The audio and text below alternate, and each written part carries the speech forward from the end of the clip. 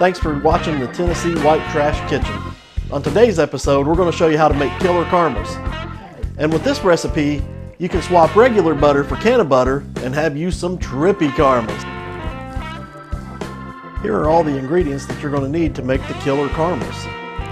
First off, you're going to need 8 ounces of butter, which is a cup, 1 14-ounce can of sweetened condensed milk, 1 cup of light corn syrup, 2½ cups of brown sugar, a tablespoon of rum extract, and a tablespoon of vanilla extract. Here are all the utensils that you're going to need to make the caramels. You're going to need a pot, a whisk, a spatula, a tablespoon, a 2-cup measuring cup, 13 by 9 dish. The candy thermometer is the most important utensil out of all of these. Making candy requires precise temperatures. For example, the caramel that we're going to make today, its temperature is 250 degrees. If you go below that, then you're going to have runny caramels and they're not going to be that good. And if you go above, then they're going to be really hard, really chewy, almost like a sugar daddy. And if any of you have experienced the sugar daddy, they're pretty brutal, and I've even pulled some teeth out as a kid chewing on a sugar daddy.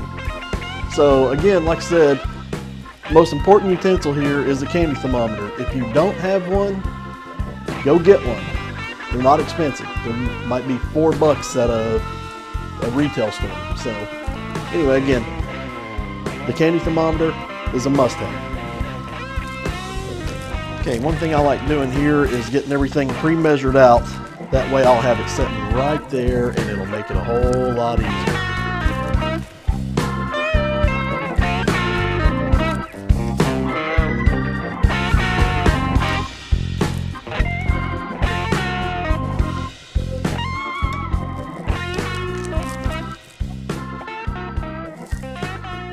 So here I've got 2 cups of brown sugar packed, and I'm going to still need another ½ cup.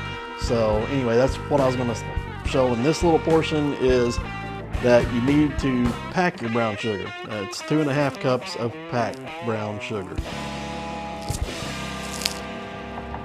Here I'm just packing it down, getting the last ½ cup. Before you pack it down, it might be in between 3/4 to a whole cup. But once you get it packed down, then of course it goes down to a ½ cup. So I'm going to go ahead and kind of break this up.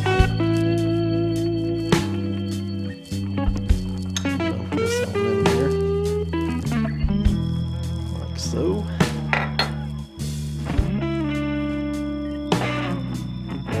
let's see, so now got our brown sugar set.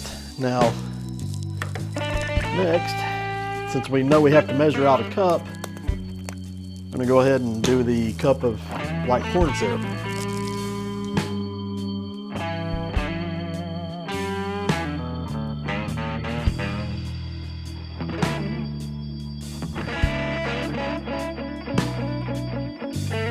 And we are there.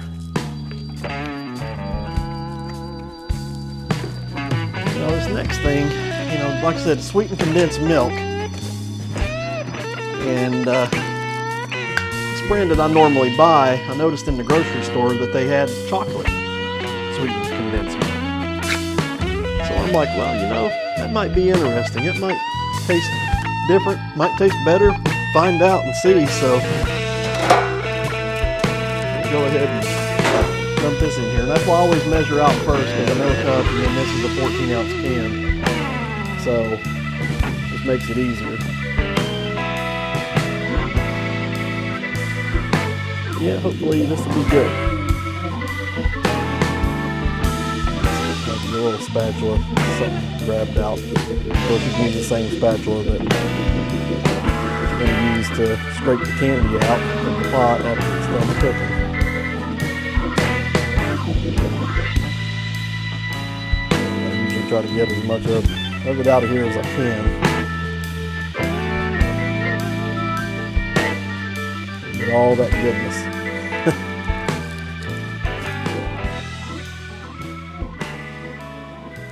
Okay, so here we go. I'm going to go ahead, got the butter in there. I'm going to turn the burner on here up to medium-high heat. And then, of course, let the butter melt. So, the butter's melted, I'll be back here. Okay, once your butter's melted, which is pretty close to, kind of keep stirring it here. Next, what you want to do, let me get this out of the way here. Go ahead and dump your sugar in.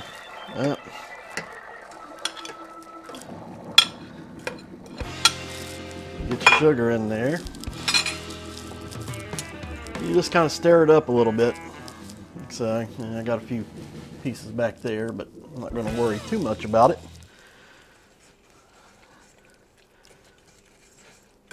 Now what you'll want to do here is kind of stir it, get it all incorporated into the butter. But what you'll do is you will let the sugar melt, get it to a melting stage. That's when you go to the next step. Now it'll start bubbling here a little bit, getting boiled up, and then we'll dump our corn syrup and condensed milk in.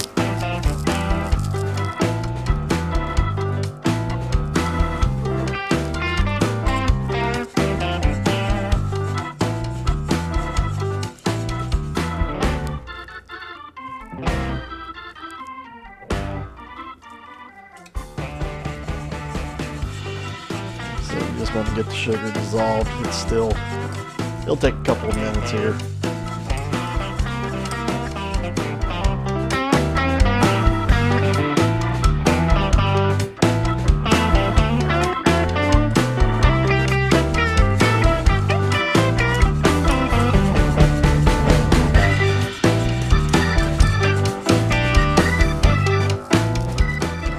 You're going to want to stir it. You'll see the bubbles start coming up. See now the sugar's pretty much dissolved. It's going to get a little bit more on here. And the key thing about caramel is you don't want to let it set very long. You want to continuously stir it.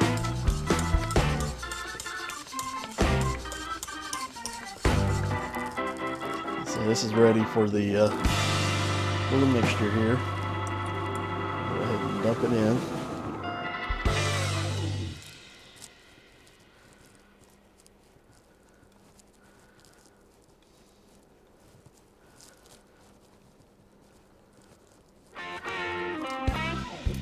Very curious to see how this chocolate sweetened condensed milk turns out.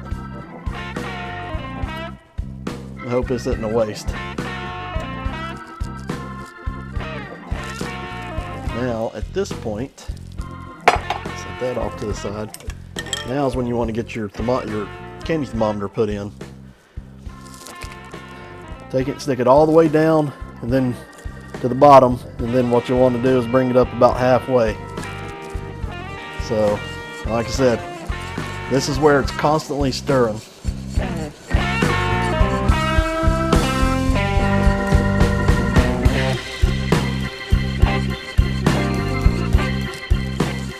Sometimes I think I should have a bigger pot for this, but I'm not going to worry about it too much right now. Been making it with this pot. It's been quite a few times I've made it.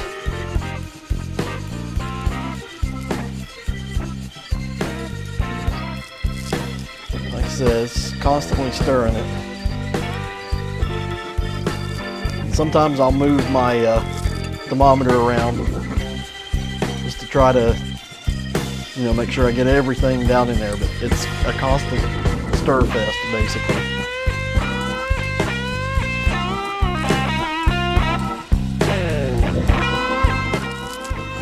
So this will probably be anywhere from 10 to 15 minutes is what this is going to take. So I'm going to go ahead and turn this off and then pick back up when it gets closer to the temperature. Just keep stirring, stirring, stirring all around the pot.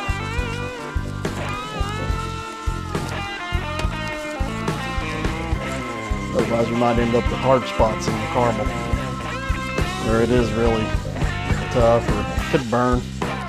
That's the biggest thing, is burning, because burnt caramel does not taste that good.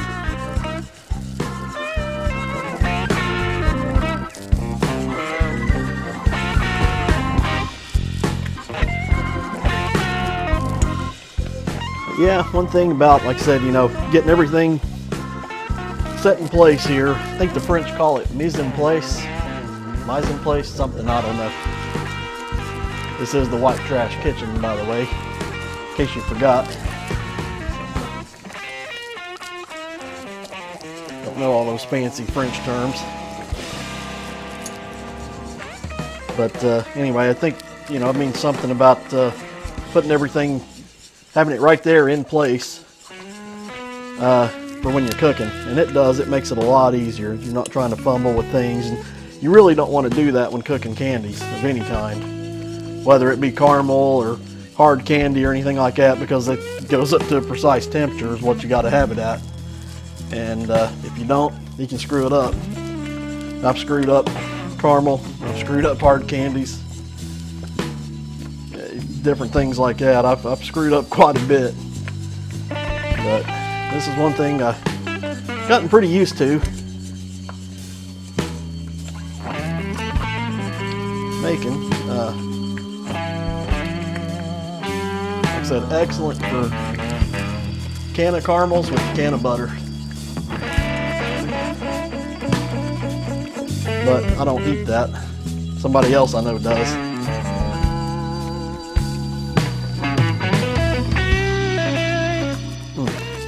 Also, you need to watch this stuff when it splatters out. It'll burn you. And that's not good.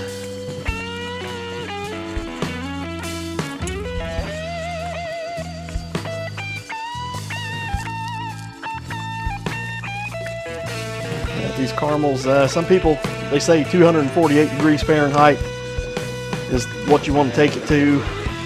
To me, they're just too soft at 248. I always run it up to 250. That's where I've had my best luck with them. They're not too soft, not too hard. They hold their shape when you cut them.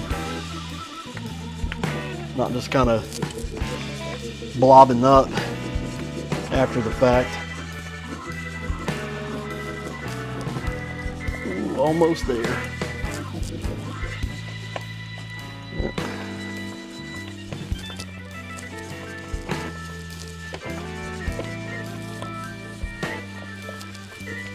Almost.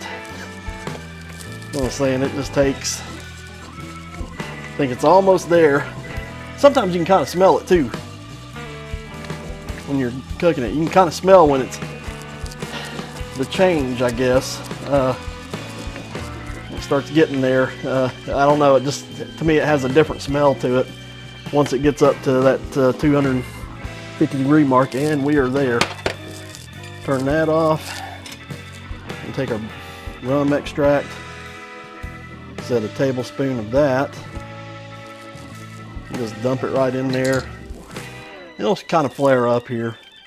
This is a homemade vanilla that my mom gave me. She's no longer with us, but has basically, oh, I got to take that out. Whoops. Now see how it'll kind of foam up. Like I said, you just want to kind of stir it around here. Make sure to get all that flavoring mixed in all over.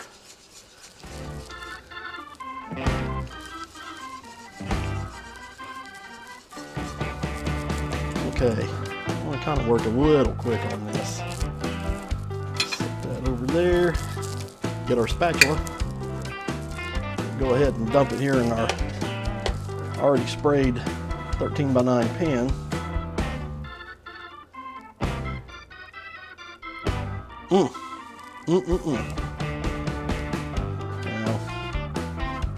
I don't want to scrape too much of the bottom. You can see there it's kind of got some dark spots.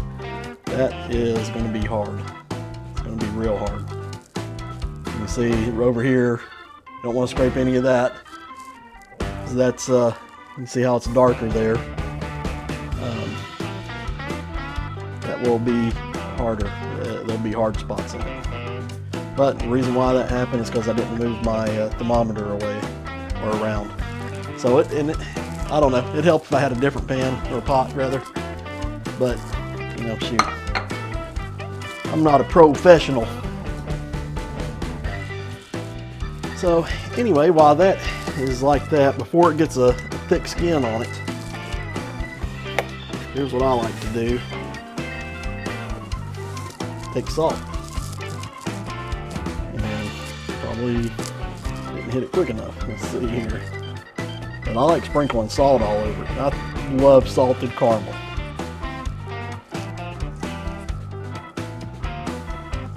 My wife don't care for it too much, but she's not here right now, so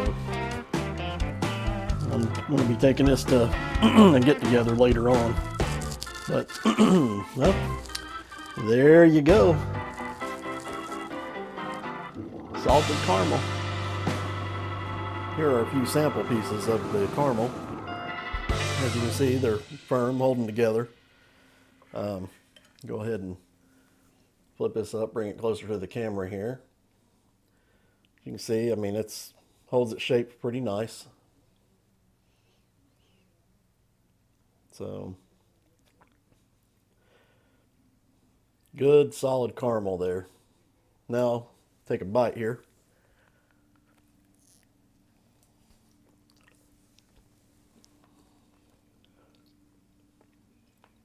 There, as you can see, good and chewy. Not too soft, not too hard. Just right. Well, I hope you enjoy this recipe. If you have any questions, just post it down below, and I'll try to respond as quick as possible. Again, thanks for watching, and hope y'all enjoyed it.